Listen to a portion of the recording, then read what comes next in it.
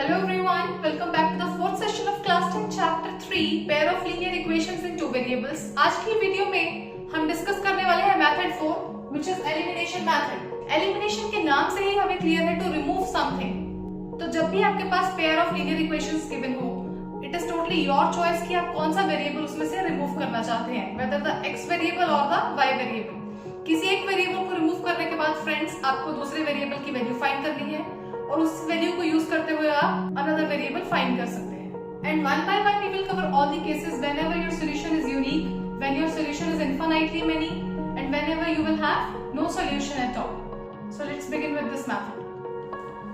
So the question one is to solve the equations using elimination method. This is the pair of linear equations in two variables. Friends, अब elimination method use करने के लिए आपको पहले decide करना है कि आप कौन सा वेरिएबल रिमूव करना चाहते हैं। Like if I observe here, suppose I want to cancel out the variable y. I have chosen variable y कि मैं इसे रिमूव करना चाहती हूँ। तो इसे रिमूव करने के लिए फ्रेंड्स आपको इसके कोएफिशिएंट्स को सेम बनाना जरूरी है। If they are already same, it's well and good. Otherwise, you have to make them equal.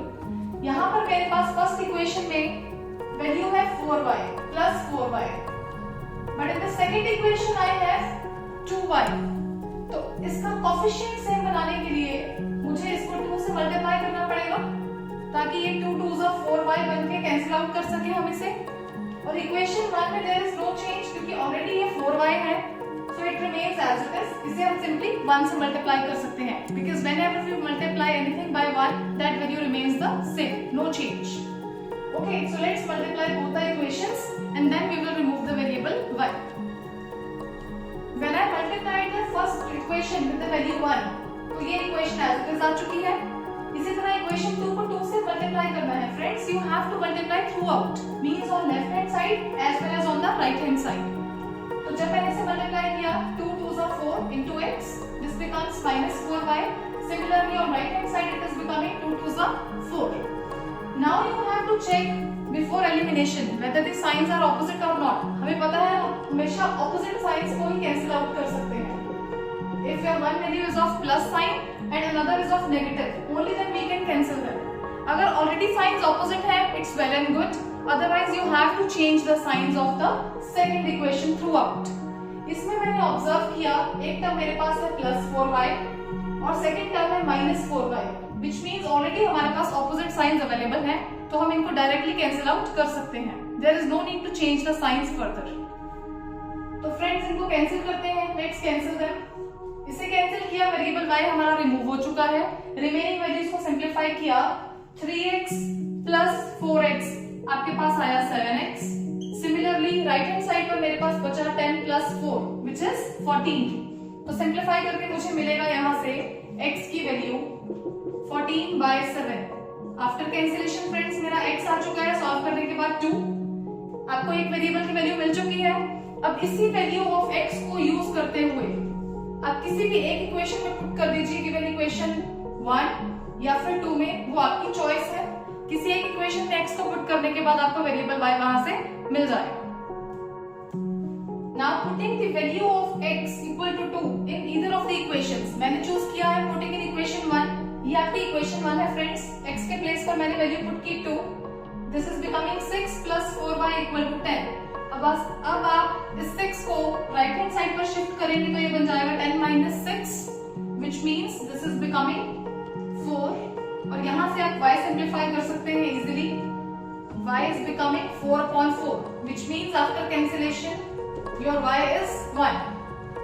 So means friends आपका x आ चुका है 2 and your y variable is equal to 1। आपके दोनों वेरिएबल सॉल्व हो चुके हैं। यही हमारा क्वेश्चन था to solve the pair of equations in two variables।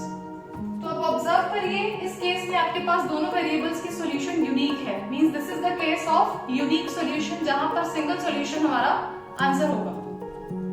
And if talking in terms of geometrical interpretation, तो इसका ग्राफ आएगा इंटरसेक्टिंग लाइंस। ये लाइंस किस तरह की होंगी? Nature is intersecting lines.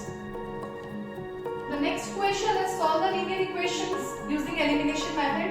Again we are given with a pair of linear equation. Now I wish to remove variable x in this. मैं चाहती हूँ वेरिएबल x रिमूव करना, so I have to make their coefficients equal.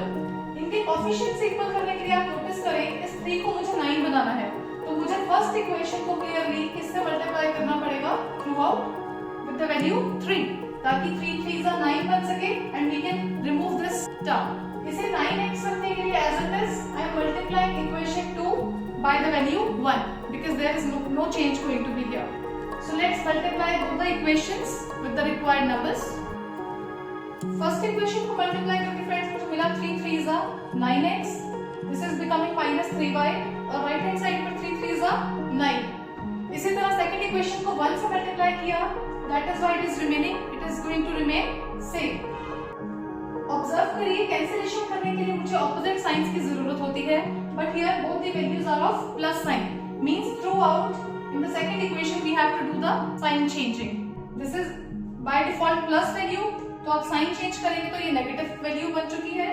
This is minus already, sign change करके ये मेरे पास आया plus, और इसी तरह इस प्लस वैल्यू को मैंने साइन चेंज करके बना दिया -9। जब आप ऑपोजिट साइंस को कैंसिल करेंगे तो आपको इन सारे वैल्यूज के न्यू साइंस को कंसीडर करना है। दिस इज प्लस 9x, इसका न्यू साइन है -9x, so of course we can cut that. इसी तरह फ्रेंड्स इसे ऑब्जर्व करें, दिस इज -3y और इस टर्म का न्यू सिंबल है प्लस। ऑपोजिट होने की वजह से ये भी कैंसिल आउट हो जाएगा। Similarly on right hand side this is +9 and this is -9, तो दोनों वैल्यूज ऑपोजिट साइन होने की वजह से कैंसिल आउट हो जाएंगे। तो मेरे पास फ्रेंड्स यहाँ बचा 0, in this place I am also getting 0, और राइट हैंड साइड पर भी कुछ भी नहीं है, सब कैंसिल होने के बाद मेरे पास आया 0, which means I am getting 0 equal to 0। Friends जब भी आपके पास दोनों साइड्स इक्वल टू 0 हो जाएं, means this is the case of infinitely many solution. How? You can write equation 1 as 3x, इस y को अगर आप राइट हैंड साइड पर शिफ्ट करेंगे this will become +y।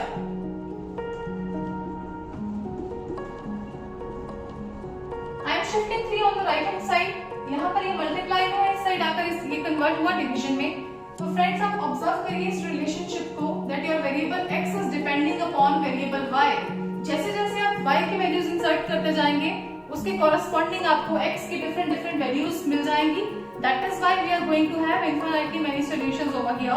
Graphically मैं बात करूं तो इस pair of linear equations का ग्राफ कैसा बनेगा friends? You will have coinciding lines, overlapping lines. आप चेक कर सकते हैं if you are putting y equals to 1 तो उसके corresponding फ्रेंड्स आपको x मिलेगा। यहाँ पर 1 पुट किया y की वैल्यू, you will get 4/3, तो आपका फर्स्ट सोल्यूशन आ चुका है। If you are taking y 2 तो आपके पास x आएगा 5/3 and so on. Like this you can have many more solutions. So this is the case of infinitely many solutions. Now we are left with the case 3 जहाँ पर आपके lines parallel lines होंगी and you will get no solution at all. Let's do that. Now the question 3 is again friends we are given with a pair of linear equations. ये आपकी choice है कि आप कौन सा वेरिएबल रिमूव करना चाहते हैं।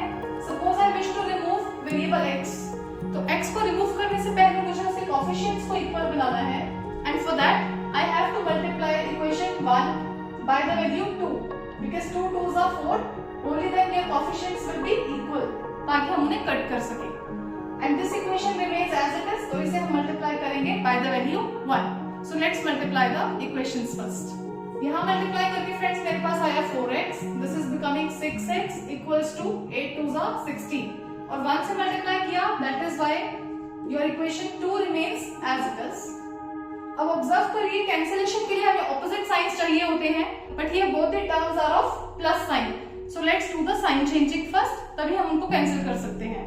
यहाँ मैंने साइन चेंज किया तो प्लस की टर्म बन चुकी है नेगेटिव, ये प्लस की टर्म बन चुकी है negative, and similarly on right hand side जो +7 था वो बन चुका है -7। Terms with the opposite science we can cancel them। इसी तरह इसे ऑब्जर्व करिए +6y and -6y, same values but opposite science, means again ये कैंसिल हो चुकी है। और राइट हैंड साइड पर फ्रेंड्स आपको मिला 16 - 7 which is 9। Left hand side पर आपके पास बचा था 0 और राइट हैंड साइड पर आपको मिला 9। फ्रेंड्स आप क्लियरली देख सकते हैं they are not equal because 0 is not equals to 9, means your left hand side is not equals to right hand side. So this is the case where equations will have no solution at all. Talking graphically तो इसका graph बनेगा friends parallel lines. तभी ये कहीं पर भी meet नहीं कर रही है, तभी इसका कोई भी सॉल्यूशन पॉसिबल नहीं है। इससे प्रीवियस केस से अगर आप इसको रिलेट करें तो उस केस में हमारी दोनों साइड्स इक्वल टू 0 थी, left hand side equals to right hand side equal to 0, but in this case your left hand side is not equals to right hand side, so there is no solution at all and you will have parallel lines and lines are parallel. So friends, we have discussed all the three cases. I hope this video is clear to everyone. Cross multiplication method is not a part of current syllabus, तो वो आपको नहीं करना है. Rest I have covered everything in this chapter. आप इसके similar questions को practice करिए. If you are watching my video for the first time, don't forget to press the subscribe button. If you have any doubt, feel free to ask me. You can write me in my comment box. I would be happy to help you. Till then, stay tuned, stay happy. I'll meet you in the next video. Thank you for watching.